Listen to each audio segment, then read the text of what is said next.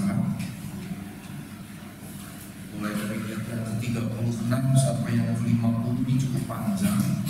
Kita paham supaya kita mengerti dengan baik ya. Lukas 7, 36 sampai 50, saya yang tergenap, Bapak ayat yang ganjil, kemudian ayat yang ke-50 kita baca bersama-sama. Baik, mari kita mulai. Seorang Farisi mengundang Yesus untuk datang makan di rumahnya. Yesus datang ke rumah orang Farisi itu lalu duduk makan.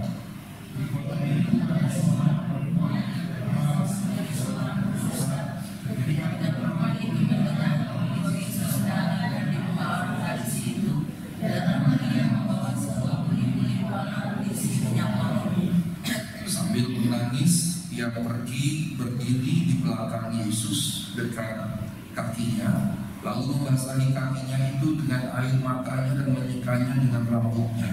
Kemudian ia mencium kakinya dan meminyakinya dengan minyak wangi itu.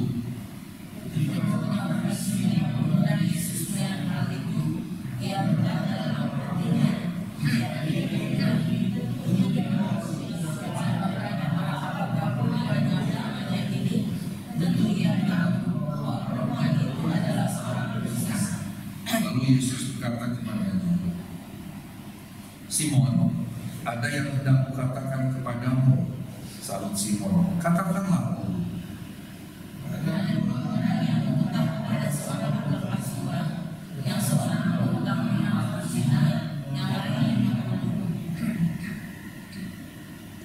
Karena mereka tidak sanggup membayar, maka ia menghapus utang kedua orang itu. Siapakah di antara mereka yang akan terlebih mengasihi dia?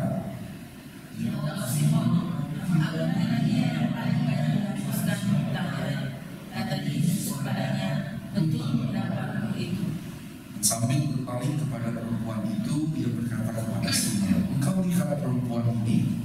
Aku masuk ke rumahmu, namun engkau tidak memberikan aku air untuk membasuh kakiku. Tetapi dia membasahi kakiku dengan air mata dan menyekanya dengan rambutnya. Kau tidak mencium aku, tapi sejak aku masuk, ia mencium kakiku. Engkau tidak meminyaki kepalaku dengan minyak, tetapi dia meminyaki kakiku dengan minyak wangi. Sebab itu aku berkata kepadamu, dosanya yang banyak itu telah diampuni, sebab dia telah banyak berbuat kasih. Tetapi orang yang sedikit diampuni, sedikit juga dia berbuat kasih. Lalu ia berkata kepada perempuan itu, dosamu telah diampuni. Sampai dia berpikir dalam hati mereka, sedapatkan dia ini, sehingga dia dapat mengampuni dosa bersama-sama. Tetapi Yesus berkata kepada perempuan itu, imanmu telah menyelamatkan engkau, pergilah dengan selamat. Tuhan berbahagia dengan mereka yang mendengarkan serta melakukan firman Tuhan. Rekan-rekan sekalian, ini perikop yang indah sekali, dan saya ingin berbagi tentang hal ini, tentang perikop ini. Boleh semakin ditayangkan. Ini kisah tentang perempuan yang berdosa, gitu ya, perempuan yang berdosa, dan kisahkan di sini mengurapi kaki Yesus di rumah Simon. Dan ini ada dalam paralel muncul juga di Markus 14 ayat 3 sampai 9. Kemudian ada juga di Markus 26 ayat 6 sampai 13. Jadi ini paralel ada di kisah itu. Tetapi kalau dalam versi Lukas tidak ada catatan berapa banyak nilai minyak wangi itu, tapi dalam catatan yang lain disebutkan 300 dinar. Nah, Bapak yang terkasih, kemudian di Yohanes, langsung slide kedua saja. Di Yohanes 12 ayat 1 sampai 8 ini ada cerita yang mirip, yang serupa, di mana Maria dan ada saudaranya Marta dan saudaranya Lazarus, di mana di sini di Yohanes ini yang mengurapi itu adalah Maria, dan Maria ini saudaranya Marta dan Lazarus yang diceritakan di Yohanes pasal 12. Yohanes pasal 11 itu Lazarus yang bangkit. Lazarus yang bangkit yang waktu di Paskah kemarin di Jumat Agung juga sempat saya singgung sedikit begitu ya. Nah, di sini saya akan bicara slide berikutnya Saya akan bicara tentang bukan pengurapannya, ya, bukan pengurapannya. Walaupun sebetulnya pengurapan ini juga penting, gitu ya. Pengurapan ini penting, dan pengurapan ini menjadi penting karena dia membuang minyak yang kalau di versi cerita yang lain itu 300 dinar. Nah, kalau misalnya 1 tahun kita itu kan 365 hari. Kalau kita katakanlah dipotong, mereka tidak bekerja bukan minggu tapi Sabat Sabtu. Berarti kalau 1 tahun 52 minggu dikurangi 52, 365 kurang 52 itu berapa? 300 berapa? 365 kurangi 52, 313. Dan tahunnya Yahudi itu tahunnya kalender Yahudi. Kalau kalender kita kan pakainya kalender Gregorian, yang sebetulnya direvisi oleh Paus Gregorius Agung dari kalender Julian. Julian itu yang bikin Julius Caesar, gitu ya, Julius Caesar, dan direvisi oleh Gregorius Agung di Paus pada waktu itu. Mengapa direvisi? Karena setelah dihitung-hitung kalender Julian itu nggak tepat, gitu, nggak tepat persis, dan berdampak pada perayaan-perayaan kalender gerejawi yang mengikuti hitung-hitungan bulan dan segala macam. Maka kemudian diubah, dan karenanya kita punya tahun Kapisan, kira-kira seperti itu cerita ringkasnya, gitu ya. Nah, kemudian kalender Yahudi beda dengan kalender kita. Kita menyebutnya di sini kalender Masehi, sebetulnya nama tempatnya Gregorian kalender, gitu ya, kalender Gregorian. Selisihnya itu sekitar 10 sampai 12 hari. Nah, dengan kata lain, kalender Yahudi kalau dipotong 52 hari Sabtu, misalnya begitu, kurang lebih itu sisanya 300. Yang berarti 300 dinar itu menunjukkan secara tidak langsung upah 1 tahun. Dan bayangkan upah yang 1 tahun ini dia berikan minyak wangi, ya, dan minyak wangi itu kemudian dibuang begitu saja. Nah, kita lebih akan fokus pada bagian mengenai menghapus hutang. Ada hutang 500 dinar, ada hutang kemudian 50 dinar. Nah, ini kemudian Tuhan kaitkan teman-teman sekalian dengan topik orang yang banyak diampuni akan banyak mengasihi, sementara orang yang sedikit diampuni sedikit dikasihi. Nah, dalam perikop ini, dalam perumpamaan yang Tuhan sampaikan, jelas berarti yang Tuhan maksudkan dalam perikop ini, orang yang sedikit diampuni itu adalah Simon, sementara orang yang banyak diampuni itu adalah perempuan yang berdosa ini. Nah, slide berikutnya, kalau kita lihat ayat 44 sampai 46, ya, di situ dikatakan, dan sambil berpaling kepada perempuan itu, ia berkata kepada Simon, "Kau lihat perempuan ini." Ya, ini respons Tuhan setelah Simon berkata kalau dia tahu siapa orang ini, dia seharusnya tidak membiarkan orang ini menjamah dirinya. Nah, di sini dikatakan ayat mulai dari 39, sebetulnya jika ia nabi, ia tahu siapakah orang dan apakah orang perempuan yang menjamah ini. Perempuan berdosa. Ia tahu bahwa perempuan itu adalah seorang berdosa. Nah, rekan-rekan sekalian, setelah Simon berkata begitu, kemudian Tuhan merespons, dan di sini dicantumkan respons Tuhan terhadap apa yang disampaikan oleh Simon. Nah, sekarang slide berikutnya, saya senang sekali melakukan perbandingan ini. Slide berikutnya, oke. Di sini saya membuat semacam sebuah perbandingan. Coba rekan-rekan perhatikan perbandingan yang saya kerjakan di sini. Pertama, Simon. Tuhan bilang apa di sini? Kalau kita perhatikan kepada Simon, Tuhan bilang begini, "Engkau tidak memberikan aku air untuk membasuh kakiku." Nah, ini sebetulnya bicara kultur, bicara tradisi orang-orang Yahudi pada saat itu. Tradisi orang-orang Yahudi hari Sabtu di depan rumahnya, di luar, tapi di depan rumahnya itu akan disediakan semacam baskom gitu atau ember pada zaman itu ya, bukan dari plastik tentunya. Kemudian disediakanlah juga gayung seperti gayung begitu, sehingga siapapun yang masuk ke dalam rumah seseorang dia mesti membasuh kakinya dulu. Mengapa mesti membasuh? Karena jalanan dulu belum dari aspal, belum dari beton, begitu ya, belum dari aspal, belum dari beton, di jalanan tanah gitu. Jalanan tanah yang tentunya penuh debu. Jadi kalau kita jalan pada waktu itu ya kaki kita penuh debu dan belum ada sepatu seperti yang kita pakai.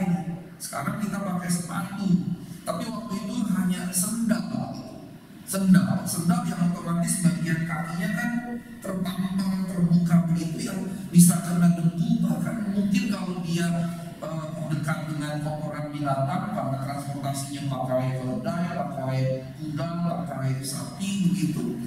Dan karenanya tentu di jalanan banyak kotoran binatang yang otomatis kakinya kan selain kena debu ya kena kotoran binatang gitu. Nah karenanya itu jadi kebiasaan masuk rumah kemudian dibersihkan kakinya. Nah ini sebetulnya tradisi umum, bukan hanya orang Yahudi tapi tradisi Timur Tengah kuno, dengan konteks yang tadi saya sudah katakan, yang kemudian mengalami religiosasi, maka orang-orang Yahudi mereligiosasinya dengan menyatakan kalau itu masuk ke rumah dengan kaki kotor dianggap haram, apalagi masuk ke bait Allah atau sinagoge dianggap haram kalau kakinya kotor, maka ada pembasuhan. Dan tradisi ini kemudian berkembang misalnya dalam agama tetangga kita, ya, dalam agama Islam, di mana kalau masuk masjid harus cuci kaki, bersihkan kaki, basuh tangan, basuh muka dan seterusnya, gitu ya.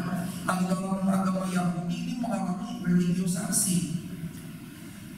Nah kembali ke sini, jadi dengan kata lain seharusnya Simon ini menyediakan air untuk tamu-tamunya. Apalagi kalau kita kembali ke teks kita, ayat 36, seorang Farisi yang kemudian kita tahu namanya Simon mengundang Yesus untuk datang makan di rumahnya.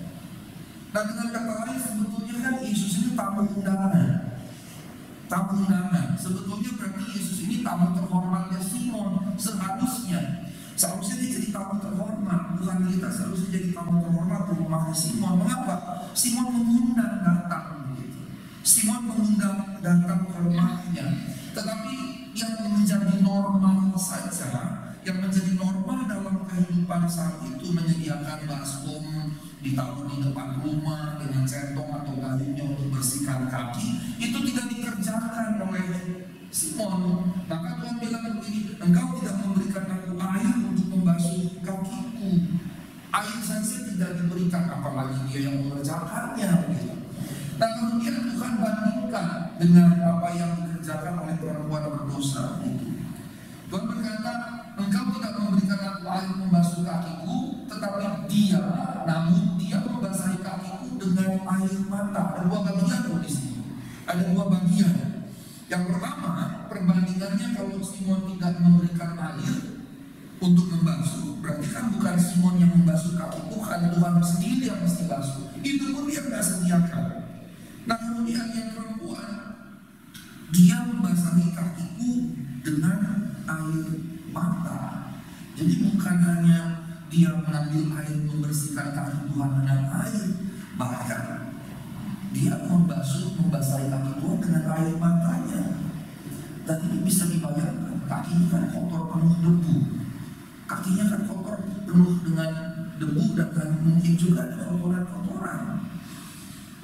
Dan sebetulnya najis kan dalam agama Yahudi jadinya najis. Tetapi dia tidak menganggap itu kenajisan. Dan bahkan dari situ dia tidak menganggap dia layak untuk membasuh kaki Tuhan dengan air biasa, dengan centong atau dengan gayungnya. Dia tidak menganggap dia layak untuk melakukan itu. Dia menganggap dia layak dia lakukan membasahi kaki Tuhan dengan air mata, bukan dengan air biasa tapi air mata. Dan ini kontras yang luar biasa. Nah bagian yang pertama ada dua hal. Yang kedua, setelah kakinya dibasuh oleh perempuan itu dengan air mata, dibasahi begitu ya. kemudian dia bersihkan dengan rambutnya. Ini ada perbedaan yang kentara sekali kan rekan-rekan sekalian. Membasuh air kan pasti banyak airnya. Potensi untuk jadi bersih jauh lebih besar kalau dibasuh pakai air daripada dengan air mata. Nah, karena air matanya tidak mungkin sebanyak air 1, 2, 3, 4 gayung tadi, maka tidak bersih kan. Nah, untuk membuatnya bersih pakai apa? Disekat dengan rambut. Itu tujuannya menyekatnya dengan rambut, supaya kakinya yang kotor itu bisa betul-betul bersih. Jadi di satu bagian ini ada 2 hal yang perempuan itu lakukan. Dan kalau kita bandingkan, si Simon jangankan menuangkan air ke kaki Tuhan, memberikan saja air kepada Tuhan dia tidak lakukan. Sementara si perempuan itu bukan memberikan air biasa, membasahinya dengan air matanya, terus nggak cukup karena nggak bersih banget, dibersihkanlah dengan rambutnya. Tadi perbandingan yang luar biasa, kaki Tuhan dengan kepala si perempuan. Kaki Tuhan dengan kepala si perempuan. Wah, ini narasi yang luar biasa sekali. Waktu saya membaca kembali teks ini bagi saya teks yang sangat mengharukan. Saya pasti akan meneteskan air mata kalau saya membaca teks ini. Mengapa saya meneteskan air mata kalau saya membaca teks ini? Karena saya membandingkan diri saya dengan perempuan ini. Saya membandingkan diri saya dengan perempuan ini, kira-kira kalau saya itu seperti apa dengan Tuhan dibandingkan perempuan ini dengan Tuhan. Saya ingat sekali waktu saya kecelakaan 2003, kaki saya hancur begitu dan hampir diamputasi. Saya baca teks ini berulang-ulang dan di rumah bapak saya ingat sekali sampai sekarang. Bayangan itu nggak bisa hilang dari kepala saya. Saya duduk di sofa agak di belakang rumah ibu saya, karena rumah ibu saya ruang tamunya letter L depan itu ada seperti apa 7. Nah, sofanya bukan yang di sini, ada di sini. Dalam kondisi saya sendirian, saya baca kitab, saya baca perikop ini, saya baca versi Matius, Markus, Lukas, dan kemudian Yohanes. Dan saya membaca itu kemudian menangislah saya sejadi-jadinya. Menangislah sejadi-jadinya, kebetulan juga banyak orang gitu. Saya terisak-isak dengan cukup kuat begitu membayarkan diri saya. Kira-kira kalau saya dalam posisi perempuan ini, saya akan melakukan nggak yang perempuan ini lakukan gitu. Nah, rekan-rekan yang terkasih, kita lanjut yang kedua. Engkau tidak menciumku. Ini sebetulnya ritual atau kebiasaan yang normal pada saat itu. Kalau kita salaman ya, greeting seseorang kan kita salaman gitu. Pada saat itu orang-orang Yahudi Timur Tengah sebetulnya tidak dengan salaman tapi ciuman gitu. Hanya tentunya ciumannya jangan dipikir seperti zaman sekarang apalagi di film-film barat gitu ya, cuman gitu lah, nggak seperti itu gitu ya.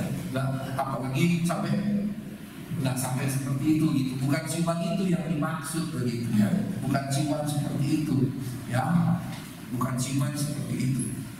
Apalagi sampai seluruh muka kecium karena bibirnya tebal begitu kan. Bukan ciuman seperti itu. Ciuman seperti apa? Sebetulnya lebih kepada pipi gitu. Pipi ketemu pipi. Kalau misalnya mencium dengan bibir ya pipi orang lain, bukan bibir ketemu bibir. Dan itu menjadi lumrah, menjadi wajar. Polandia mirip NTT. Kalau NTT itu ciumannya hidung dengan hidung gitu. Kalau di Toraja ada tradisi tersendiri kan, salam saja ya. Nah, NTT menjadi menarik dan Polandia juga itu hidung ketemu dengan hidung begitu. Nah, tradisi waktu itu pipi ketemu pipi. Nah, saya ingat sekali ternyata orang Eropa pun punya tradisi yang berbeda-beda. Waktu dulu saya ke Belanda pernah sekali dan pernah juga waktu saya nyusul. Saya kan sebetulnya Batak yang bukan sih konservatif cara berpikir saya. Saya kalau greeting seseorang ya salaman saja gitu. Bagi saya cium pipi kiri pipi kanan itu aneh gitu. Saya dibentuk dalam keluarga Batak yang kaku sekali, asli kaku sekali. Bahkan dulu kami orang Batak itu kalau ngomong suami bapak dengan menantu perempuan itu nggak boleh direct gitu.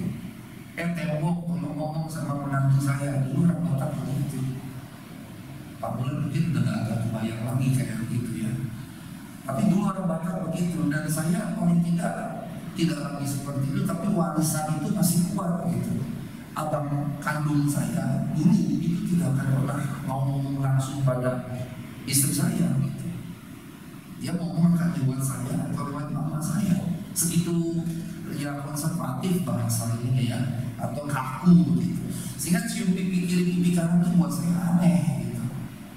Nah sementara kemudian saya menikahi orang Minahasa kan, orang Minahasa jangankan cium pipi kiri pipi kanan, pelukan pun tidak ada masalah gitu. Maka ketika misalnya mulai pacaran terus ketemu dengan keluarga istri saya, dan kemudian setelah menikah ikut pesta sana sini gitu, terus melihat bagaimana orang-orang Minahasa kalau ketemu bisa bukan cuma salaman cium bikin pipi kanan, kadang-kadang juga bisa pelukan begitu. Saya awalnya risih gitu, apa sih gitu. Nah waktu di awal-awal sekali ketika ada cowok datang gitu terus cium pipi kiri pipi kanan istri saya, sempat kesal gitu. Siapa lu main cium pipi kiri pipi kanan istriku gitu. Nah, waktu dulu seperti itu, tapi lama-lama belajar dong, ada semacam adaptasi gitu ya, atau asimilasi gitu.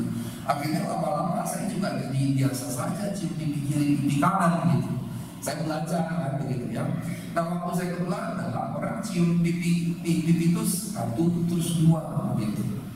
Nah ternyata ketika saya pergi ke Swiss, orang Swiss ada lagi satu, dua, tiga kali cium pipinya gitu. Jadi satu, dua, tiga. Nah waktu kemudian saya dari Belanda balik ke kota saya kuliah, teman saya orang Jerman, kolega perempuan terus datang itu saya terus dia kasih pipinya mau cium pipi kiri gitu ya dari sini. Terus karena saya baru pulang dari Belanda, kebiasaan waktu di Belanda saya bikin begini, terus saya bikin lagi begini. Terus teman saya bingung kenapa mesti 2 kali gitu yang teman Jerman. Jadi rupanya tradisi di Eropa tiap negara pun beda-beda begitu. Maka ketika kita membaca teks ini, engkau tidak menciumku, pikiran kita nggak boleh menerawang kemana-mana. Ini ciuman kultural, ya bukan ciuman erotis penuh nafsu, bukan.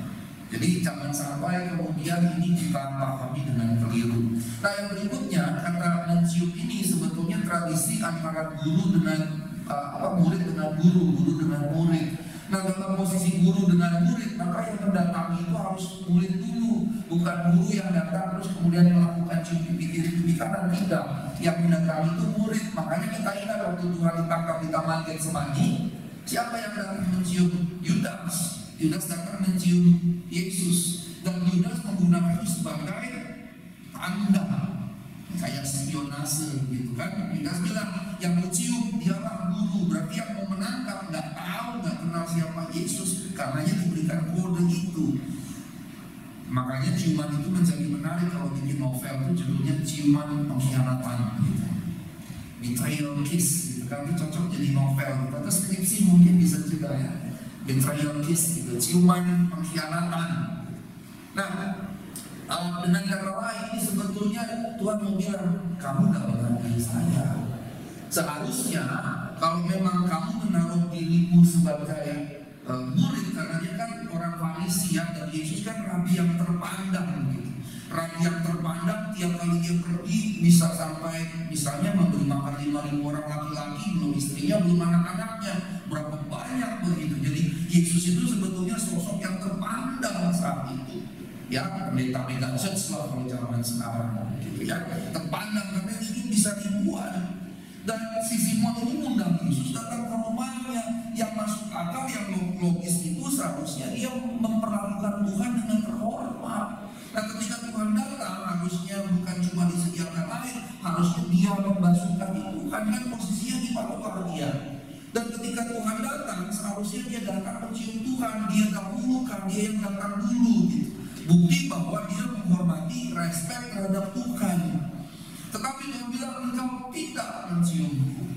Nah kemudian kepada perempuan yang berdosa dikatakan sejak aku masuk, ia tidak pernah berhenti mencium kakiku. Dan saya membayangin mungkin air matanya tidak bisa membasahi dengan sempurna dibandingkan dengan air pakai kayu kan. Dan ketika disekap pun dengan rambutnya mungkin juga tidak akan membuatnya bersih sempurna gitu. Tapi kemudian saya bayangkan dia tidak merasa jijik sama sekali dengan kaki Tuhan yang mungkin masih ada debu, mungkin juga masih ada kotoran. saya rasa jarang sekali orang yang akan berlaku begini seandainya Tuhan datang secara fisik dalam kondisi seperti itu.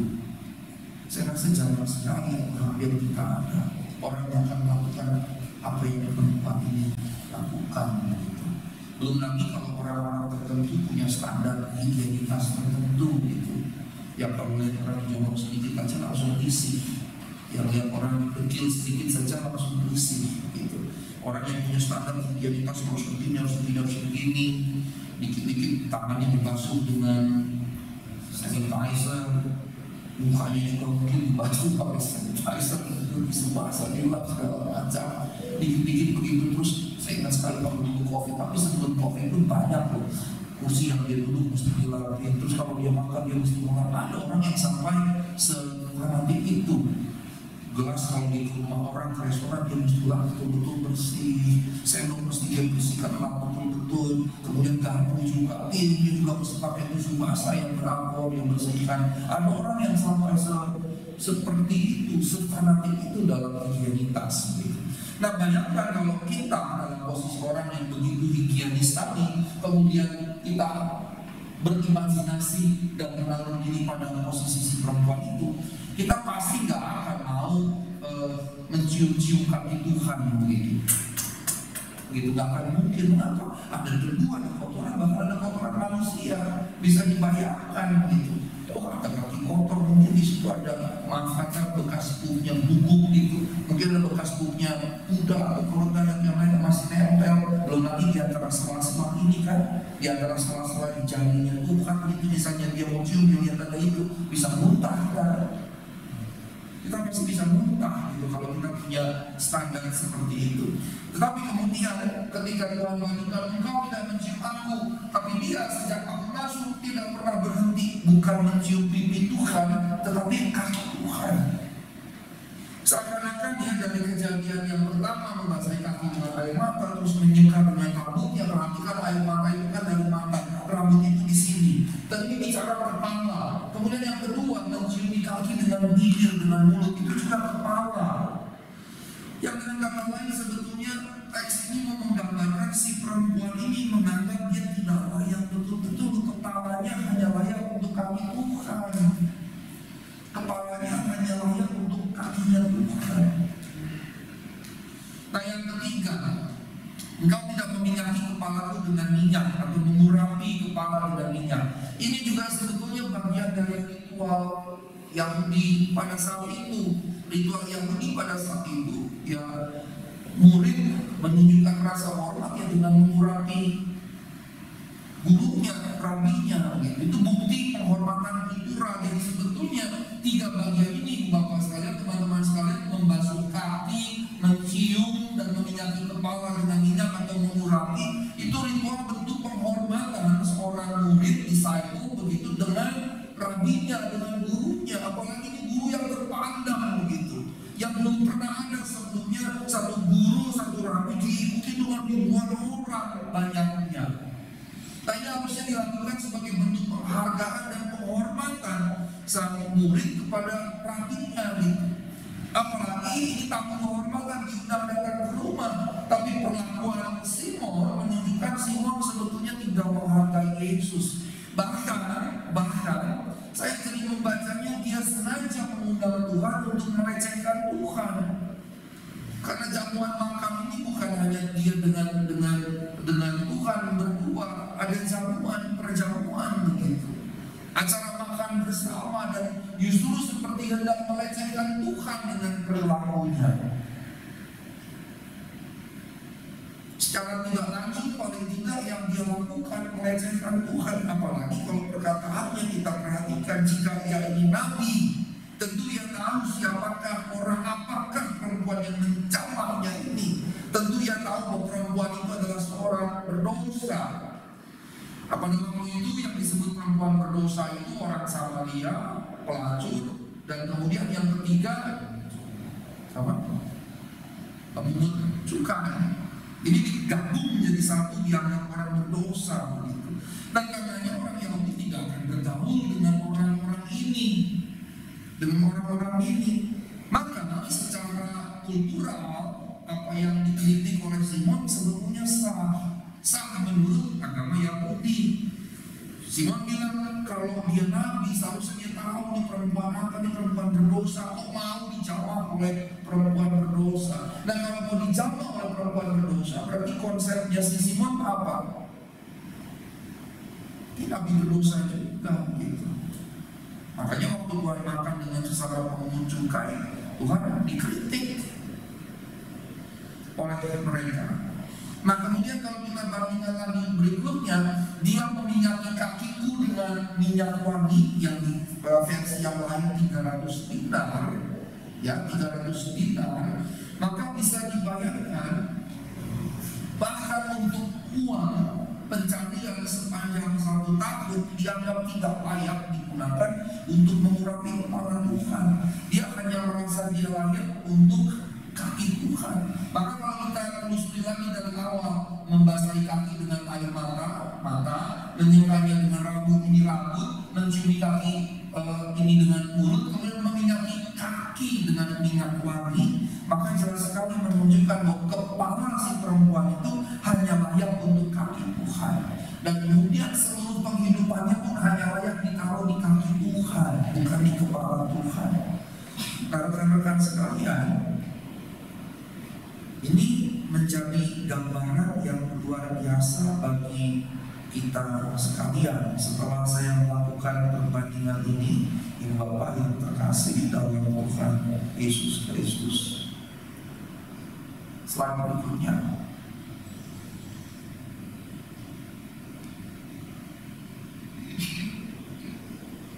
Pertanyaannya adalah penting untuk kita tanyakan.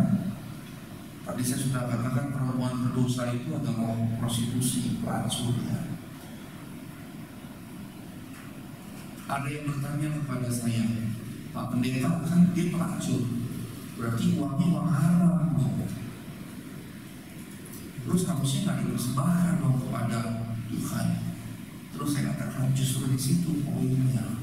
Dia merasa dirinya begitu najisnya, maka ketika hasil pencarian dari pekerjaan yang berdosakan itu dianggap tidak layak untuk dipersembahkan, layak untuk dibuang ke siapa? Kepada kaki.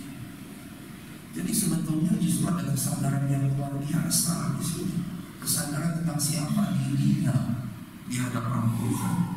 Nah karenanya yang menjadi pertanyaan untuk kita renungkan justru adalah apakah yang dimaksud dengan lebih banyak diampuni artinya seseorang harus berbuat banyak dosa dulu supaya bisa banyak diampuni. Dan ini kan ibu bapak yang terkasih, kalau kita baca Roma, ya kalau kita baca misalnya Roma 6 ayat 1, jika demikian apakah yang hendak kita katakan, bolehkah kita bertekun dalam dosa supaya semakin bertambah kasih karunia itu? Paulus katakan sekali-kali tidak. Ayat yang kedua. Nah, Paulus sebetulnya banyak menghadirkan diskursus ini. Mengapa? Karena di bagian sebelumnya percakapan ini juga ditanyakan oleh Tuhan, ditanyakan oleh Paulus di dalam perikop pasal-pasal sebelumnya. Misalnya kalau kita lihat lagi di bagian berikutnya, ayat 15, Roma 6 ayat 15. Jadi bagaimana? Apakah kita akan berbuat dosa karena kita tidak berada di bawah hukum Taurat tetapi di bawah kasih karunia? Sekali-kali tidak. Kali ini Bapak nanti teman-teman sekalian membaca seluruh kitab Roma yang kita sudah kerjakan beberapa tahun yang lalu gitu ya, kita membahas kitab ini mungkin setahun yang lalu. Maka kita akan menemukan bahwa sekalipun keselamatan adalah anugerah dan kasih karunia, kita tidak boleh kemudian menyalahgunakannya. Ya kan keselamatan anugerah, ya kita buat dosa saja. Paulus menentang hal ini. Nah, boleh kembali kepada slide saya. Ayo Bapak, teman-teman sekalian, dari sini kita belajar bahwa yang Tuhan maksud bukan itu. Yang Tuhan maksud bukan ya udah kita buat dosa saja banyak-banyak supaya kita dapat pengampunan yang banyak begitu. Sebab kalau itu prinsipnya, berarti sikap Simon justru harus dibenarkan, justru sikap Simon justru bisa dibenarkan. Dan karenanya ibu bapak yang terkasih, teman-teman sekalian, saya membawa kepada slide berikutnya. Saya membawa kepada penutup kita kesimpulan di mana Yesus menegur keras Simon. Maka sebetulnya ketika Tuhan menyampaikan semacam perumpamaan, perumpamaan yang singkat sebetulnya, ada yang utang 500 diampuni, ada yang utang 50 diampuni. Tuhan tanya, mana yang lebih mengasihi yang mengampuni? Simon bilang yang 500 ini. Dan Tuhan bilang benar sekali. Dan Tuhan membawa itu untuk menjelaskan konteks Simon dan konteks perempuan berdosa itu. Bagi Tuhan si Simon ini adalah 50 dinar yang diampuni, si perempuan berdosa ini 500 dinar yang diampuni. Maka Tuhan mau berkata, karena Simon secara tidak langsung Tuhan mau berkata, karena Simon merasa dia tidak banyak berbuat dosa, maka dia tidak banyak berbuat kasih kepada Kristus begitu. Dan karenanya Tuhan menunjukkan karena si perempuan berdosa ini menyadari betul-betul dirinya siapa, penuh berdosa, maka dia melakukan yang tadi kita sudah bandingkan secara rinci. Ada 3 pokok tadi, membasuh dengan air. Simon tidak lakukan, perempuan berdosa melakukannya dengan air matanya, dan kemudian membersihkannya dengan rambutnya, bahkan double begitu. Kemudian juga si Simon tidak mencium Tuhan, sementara perempuan berdosa mencium kaki Tuhan. Dikatakan tidak pernah berhenti dicium berulang-ulang begitu. Kemudian yang terakhir, Simon tidak meminyaki kepala Tuhan, dia meminyaki kaki Tuhan dengan minyak wangi hasil pekerjaannya, sebanding setara dengan upah 1 tahun. Dan karena dia sadar pekerjaan dia hina, dia menganggap cuma layak untuk dibuang untuk menyekakani Tuhan. Nah, dari sini berarti yang Tuhan kita maksudkan berarti adalah sebuah kesadaran yang penuh akan keberadaan kita yang berdosa tadi. Karena yang Yesus maksudkan di sini, bagaimana bukan pada seberapa banyak kita berbuat dosa, tetapi kesadaran penuh akan keberdosaan, kesadaran penuh bahwa kita ini berdosa begitu, kesadaran penuh bahwa kita ini berdosa luar biasa. Nah, rekan-rekan sekalian, persoalannya adalah kita cenderung seperti Simon, kan saya nggak buat ini itu, gitu. Kan saya nggak buat ini itu. Ketika misalnya kita memahami bahwa dosa sekedar perbuatan, ketika kita memahami dosa sekedar perbuatan, dan ketika kita tidak berdosa, tidak berbuat dosa, kita merasa kita bukan orang berdosa. Ketika kita tidak berbuat dosa, kita menganggap kita tidak berdosa, kita bukan orang berdosa. Dan Simon seperti itu, makanya dia tidak merasa dia perlu memberikan persembahan, penyembahan yang luar biasa kepada Yesus seperti yang dilakukan oleh si perempuan berdosa ini. Dan karenanya sebetulnya Tuhan mau mengajarkan di sini bukan pada perbuatan-perbuatan kita yang berdosa, bukan perbuatan berdosa kita yang membuat kita berdosa. Sehingga kalau saya nggak berbuat dosa, saya tidak berdosa, bukan. Tapi kesadaran diri kita bahwa kita memang terlahir di dalam dosa. Dan kemudian kita mesti menyadari hakikat ini, kita betul-betul manusia yang berdosa.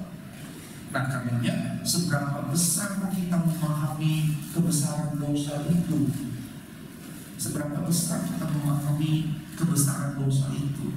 Simon menganggap dosanya kecil, karenanya dia sedikit mengasihi. Sementara perempuan berdosa memahami dosanya sangat besar, sehingga dia berbuat banyak kasih. Ini bukan masalah tindakannya, tetapi masalah kesadaran. Seberapa besar kita menyadari kita berdosa, sebegitulah kita akan mengasihi Tuhan. Semakin kita menyadari kita betul-betul orang berdosa, semakin kita akan mengasihi Tuhan.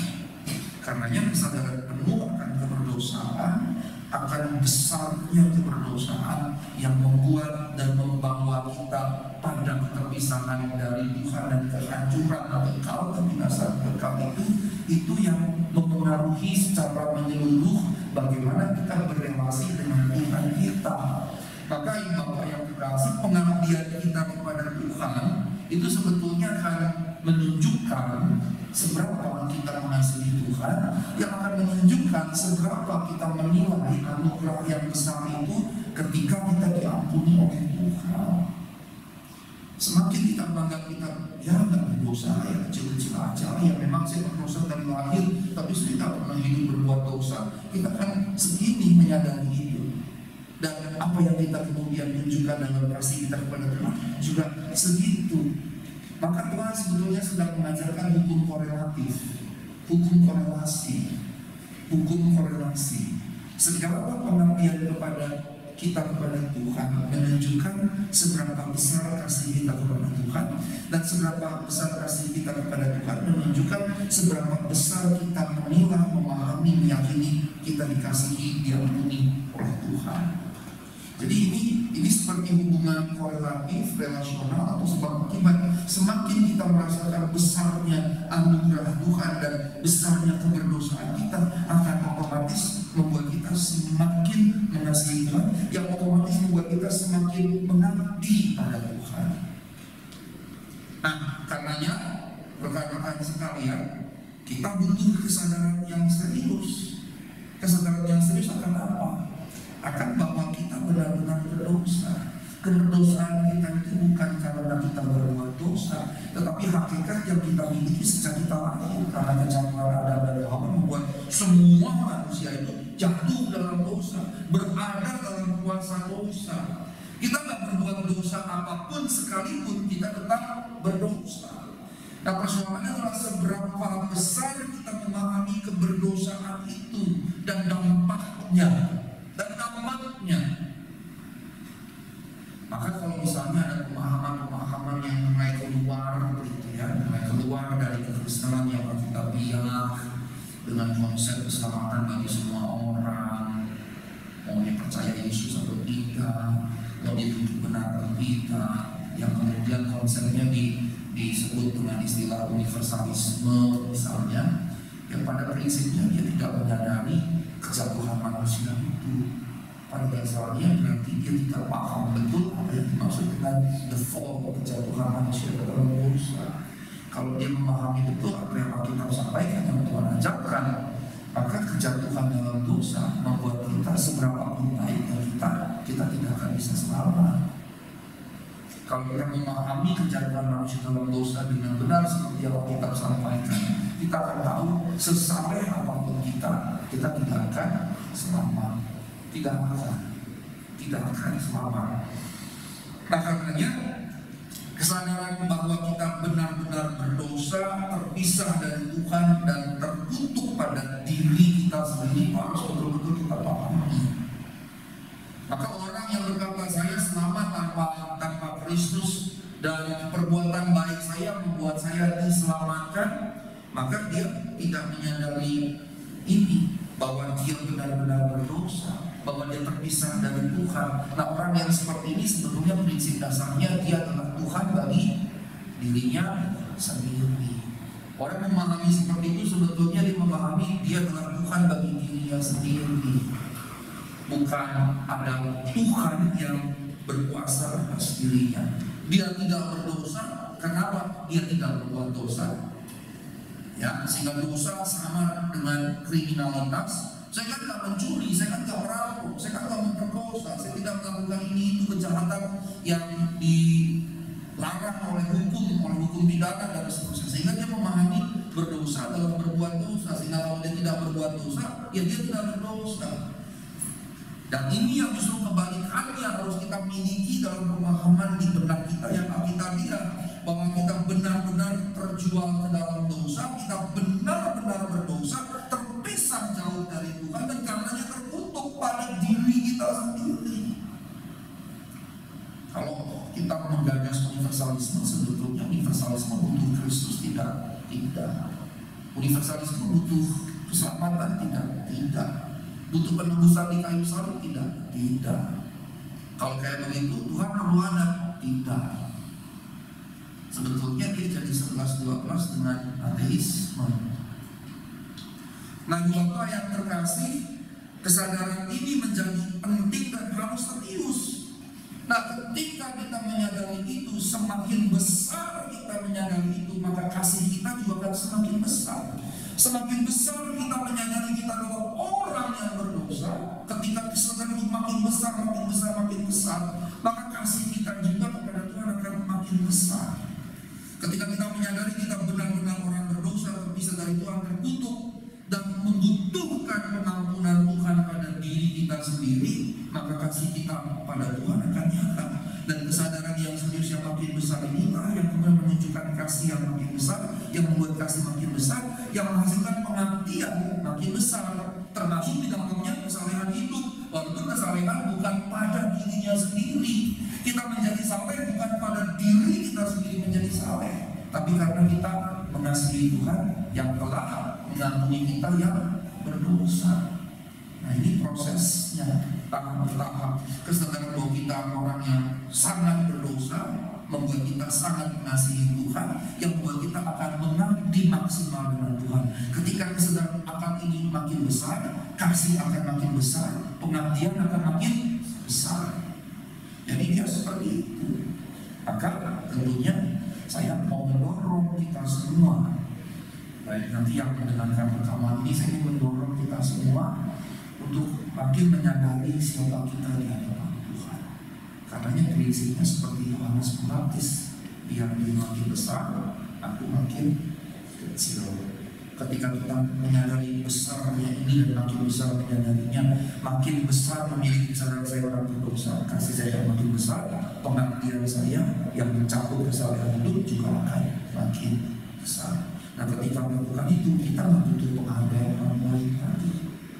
Bahkan kita nggak butuh lagi menyerahkan diri. Kita taruh bahkan kepala kita di kaki Tuhan seperti perempuan tersebut. Amin. Sebelum kita menerima perjamuan kudus, ya, saya ingin menyanyikan lagu secara dua kata.